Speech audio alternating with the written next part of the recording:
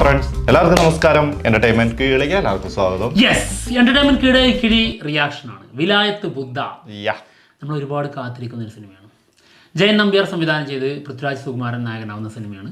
സിനിമയുടെ official teaser ഇന്നലെ വൈകിട്ട് എത്തിയിട്ടുണ്ട്. നല്ല മഴയായിരുന്നു, ഇന്നലെ വീഡിയോ ചെയ്യാൻ പറ്റിയില്ല. അതെ, പിന്നെ ഓണം അല്ലേ, ആ ഒരു വൈബില് അങ്ങനെ അങ്ങ് മൂഡ് പോയി. എന്തായാലും ഞങ്ങൾ ഇതുവരെ കണ്ടിട്ടില്ല, കാണണം എങ്ങനെയുണ്ടെന്ന് നോക്കട്ടെ. അതെ, കാത്തിരുന്നതിന് മുതലായിരുന്നല്ലോ. തീർച്ചയായിട്ടും ഒരുപാട് നമ്മൾ ഈ ഓണത്തിന് റിലീസ് എത്തും എന്നുള്ളതൊക്കെ നേരത്തെ കേട്ടിട്ടുണ്ടായിരുന്നു. ഒരുപാട് കാത്തിരുന്നൊരു സിനിമയായിരുന്നു കേട്ടോ. അതായത് ഒരൊറ്റ സാധനം ലീക്കായി പുറത്ത് വന്നപ്പോഴാണ് അതിന് ഇത് കൂടിയത്. പിന്നെ ആൾക്ക് പരിക്ക് പറ്റിയിട്ടുണ്ടായിരുന്നു, അതായത് പൃഥ്വിരാജിന്. അതിനുശേഷം കുറച്ച് കാലം ഇതിൻ്റെ ഷൂട്ടൊക്കെ കുറച്ച് നീണ്ടുപോയിട്ടുണ്ടായിരുന്നു. പിന്നെ ആള് പരിക്കൊക്കെ മാറി ശേഷം വന്നിട്ടാണ് ഇത് കംപ്ലീറ്റ് ചെയ്തത്. പിന്നെ സച്ചിയുടെ ഒരു ഡ്രീം പ്രൊജക്റ്റ് ആയിരുന്നു കേട്ടിട്ടുണ്ടായിരുന്നു. അതുകൊണ്ട് തന്നെ അതിനൊരു കൂടുതൽ ഒരു പ്രാധാന്യം ഉണ്ട്. തീർച്ചയായിട്ടും. എന്തായാലും അത് പിന്നീട് ജയൻ നമ്പ്യാർ ഏറ്റെടുക്കുകയായിരുന്നു എന്നുള്ളതാണ് കേട്ടത്. അതിൻ്റെ സ്ക്രിപ്റ്റ്, അതായത് 2021 ഇറങ്ങിയ വിലായത്ത് ബുദ്ധ എന്ന നോവലിനെ അടിസ്ഥാനപ്പെടുത്തിയിട്ടാണ്. GR ഇന്ദുഗോപനാണ് നോവൽ എഴുതിയിരുന്നത്. ഇതിൻ്റെ സ്ക്രിപ്റ്റ് GR ഇന്ദുഗോപനും പിന്നെ രാജേഷ് പിന്നാടൻ, ഇവർ രണ്ടുപേരും. ഓക്കെ, എന്താണെങ്കിലും നമുക്ക് ടീച്ചർ ഒന്ന് കാണാം, എന്നിട്ട് ബാക്കി പറയാം. ജെയ്ക്സ് ബിജോയ് ആണ് ഇതിന്റെ മ്യൂസിക്. അതാണ് അതിനൊരു പവർ ഉണ്ടേ. ഇപ്പൊ ജെയ്ക്സ് ബിജോയ് എന്ന് പറഞ്ഞ ഒടുക്കത്തെ പവറാ, ത്രില്ലാണ്. അതെ, എന്തായാലും കാണാം.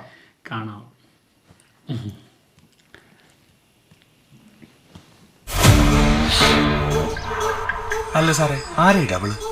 അത് മോഹനൻ, ഡബിളെന്ന് നാട്ടുകാരെ വിളിക്കുന്നു. അവനാ മെയിൻ ഏജന്റ്. അവന്റെ കൈ വഴിയാ ഇവിടെ ഏറ്റവും കൂടുതൽ കച്ചവടം പോകണം. കൊച്ചു വീരപ്പൻ.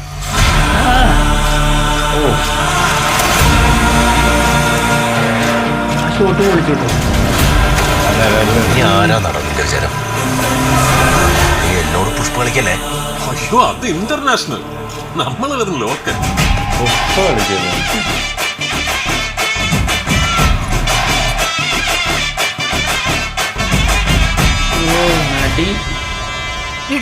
അവനോട് ഇവിടെ അങ്ങനെ നിക്കാൻ പറഞ്ഞേ. ഇവിടെ നിന്നാ വെറും ചെമ്പകത്തിന്റെ മോടെ ഭർത്താവാ. എനിക്ക് വേണമെങ്കിൽ ഡബിൾ മോഹൻ.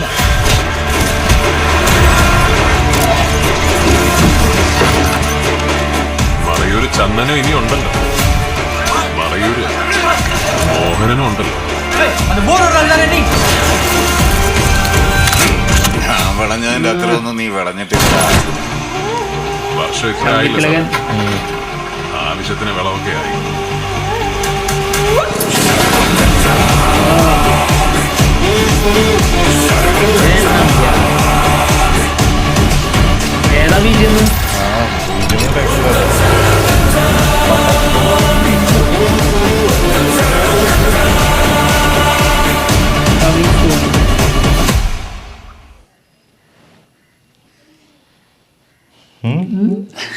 ഞാൻ കുറച്ചു, എൻ്റെ പ്രതീക്ഷ ഞാൻ കുറച്ചു സിനിമയിലുള്ളത്.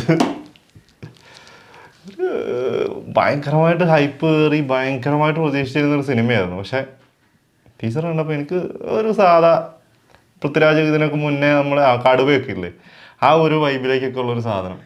അതായത് കടുവക്ക് കുറച്ച് ഇരുട്ട് കൊടുത്തു അല്ലേ, പിന്നെ കുറച്ച് പുഷ്പയും. അല്ലാതെ ഇപ്പൊ ഇതിനകത്ത് എനിക്ക് ഒരു മിനി എന്ന് പറഞ്ഞിട്ട് ഒരു പുഷ്പ ലൈറ്റ് പരിപാടി. എന്തിനാണ് ആ ഡയലോഗ്? ആ പുഷ്പ കളിക്കല്ലേ എന്നൊക്കെ പറഞ്ഞ എന്ത് സാധനം അതൊക്കെ കൊണ്ടിട്ട് ആ റെഫറൻസ് ഒക്കെ വളരെ മോശട്ടോ. പക്ഷെ കുറച്ച് കൂടുതൽ കൊമേഴ്ഷ്യൽ ആക്കാനുള്ള ശ്രമം നടത്തി അല്ലേ, പറത്തിച്ചിട്ടും. പറത്തിക്കല് പിന്നെ പോട്ടെ, ജീപ്പല്ല അത് നേരത്തെ കൂടി അതൊക്കെ അതൊക്കെ വിട്ട് കളഞ്ഞാലും ഈ ഡയലോഗ് ഡെലിവറിയും പിന്നെ പൃഥ്വിരാജിന്റെ സ്ഥിരം സാധനങ്ങളില്ലേ, അതൊക്കെ തന്നെ ഉള്ളൂ എനിക്ക് തോന്നുന്നു. ഇപ്പൊ നമ്മൾ ഇതേപോലത്തെ ഒരു ക്യാരക്ടറാണ് കടുവയിൽ കണ്ടത്. അതിന് അത് കുറച്ച് പ്രമാണിയായിരുന്നു എന്നുള്ളത് മാത്രമേ ഉള്ളൂ. അതെ, അതിൽ കുറച്ച് വെളിച്ചുണ്ടായിരുന്നു, ഇതിൽ കുറച്ച് ഇരുട്ടാണ്. പിന്നെ മേക്കപ്പിൽ കുറച്ച് വ്യത്യാസമുണ്ട്, കുറച്ച് കറുപ്പിച്ചിട്ടുണ്ട്. ഇതിപ്പോ എന്താ ഇത് സച്ചിയാണ് ഇത് ചെയ്തിരുന്നെങ്കിൽ എനിക്ക് തോന്നുന്നു ശരിക്കും അങ്ങനെ ചെയ്യണം. ഏത് ഇങ്ങനെ ഇത്ര കോമേഴ്ഷ്യൽ ആക്കരുത്. അതായത് ഇതിന്റെ മെയിൻ കഥ എന്ന് പറഞ്ഞു കഴിഞ്ഞാല്, ഒരു മാഷ് ആളുടെ അന്നത്തെ ഒരു സ്റ്റുഡൻറ്റ് ശിഷ്യനായിരുന്ന ഒരാൾ ഡബിൾ മോഹൻ എന്നുള്ള രീതിയിൽ ഒരു കള്ളനായി മാറുന്നു. അതായത് ചന്ദനക്കടത്തൊക്കെ നടത്തുന്ന ഒരു കൊച്ചു വീരപ്പൻ. ആ ആള് ഒരു സമയത്ത് ഈ മാഷിൻ്റെ വീട്ടിലുള്ള ഏതോ ഒരു ചന്ദനത്തടി മുറിക്കാനായിട്ടുള്ള ഒരു തീരുമാനത്തിലാണ്. അവർ രണ്ടുപേരുള്ള കോൺഫ്ലിക്റ്റാണ് ഇതിൻ്റെ കഥ.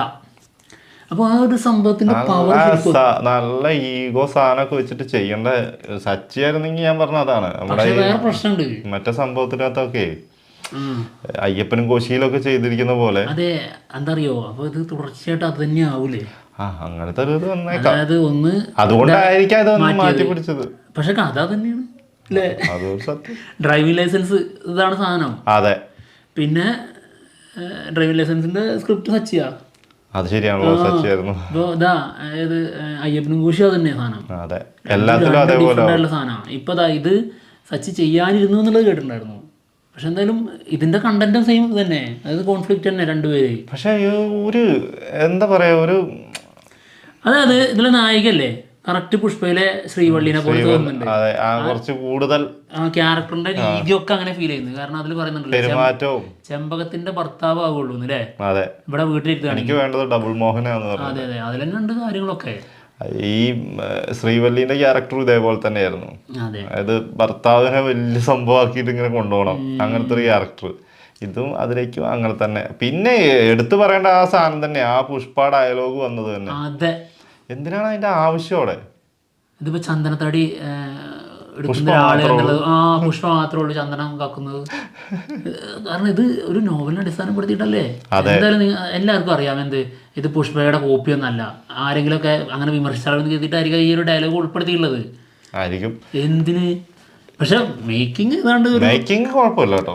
നല്ലൊരു സാധനമായിട്ട് ഫീൽ ചെയ്യുന്നുണ്ട്. സിനിമാറ്റോഗ്രാഫി നല്ല കിടിലനായിട്ടുള്ള, നല്ല നല്ല കളർ ടോണും പിന്നെ നല്ല രാത്രിയിലുള്ള വിഷ്വൽസ് ഒക്കെ സൂപ്പറായിട്ടുണ്ട്. ഇനി ടീച്ചർ കാണുമ്പോഴാട്ടോ നമുക്ക് തോന്നുന്നത് ഇനിയിപ്പോ എന്താവും, സിനിമ വരുമ്പോ അറിയാം എന്തായിരിക്കും. ഇത് മോശമാണെന്നല്ല, പക്ഷെ നമ്മൾ വെച്ചിരുന്ന പ്രതീക്ഷ, നമ്മൾ വെച്ചൊരു പ്രതീക്ഷ ഉണ്ടായിരുന്നു ഭയങ്കരമായിട്ട്. അതായത് ഞാൻ പറഞ്ഞില്ല, ഒരു രാത്രിയിലുള്ള ഒരു സീനാണ് ലീക്കായിരുന്നത്, ഒരു ആനയൊക്കെ വരുന്നത്, ആ ഒരു സാധനം. അത് അങ്ങനത്തെ ഒരു ഐറ്റം കണ്ടിട്ട് നമ്മൾ ഇരിക്കുമ്പം ഇത് സാധാരണ നാടൻ ഒരു എന്താ പറയാ, നാട്ടിലിറങ്ങി അങ്ങോട്ടും ഇങ്ങോട്ടും ചെറിയ പ്രശ്നങ്ങൾ ഉണ്ടാക്കുന്ന ഒരു സാധാരണ ആ ഒരു സാധനത്തിലേക്ക് വന്നപ്പോ അത് ഭയങ്കരമായിട്ടുള്ളൊരു ഡെപ്ത് ഫീൽ ചെയ്യുന്നില്ല. കുറച്ച് കോമഡി രീതിയിലും പിന്നെ ഡാൻസ് കളിക്കാനുള്ള പോകുന്നുണ്ട് മോഹൻ. അത് വരുമ്പോഴുള്ളൊരു അങ്ങനത്തെ ഒരു സാധനമൊക്കെ വരുമ്പോഴാണ്. അതായത് ഇപ്പൊ ഈ ആനയുടെ സംഭവം ഒന്നും ഇതിൽ കാണിച്ചിട്ടില്ല. അതുകൊണ്ട് തന്നെ നമുക്ക് പ്രതീക്ഷ വെക്കണ്ട എന്നുള്ളത് നമുക്ക് തോന്നുന്നതെന്ന് അറിയോ?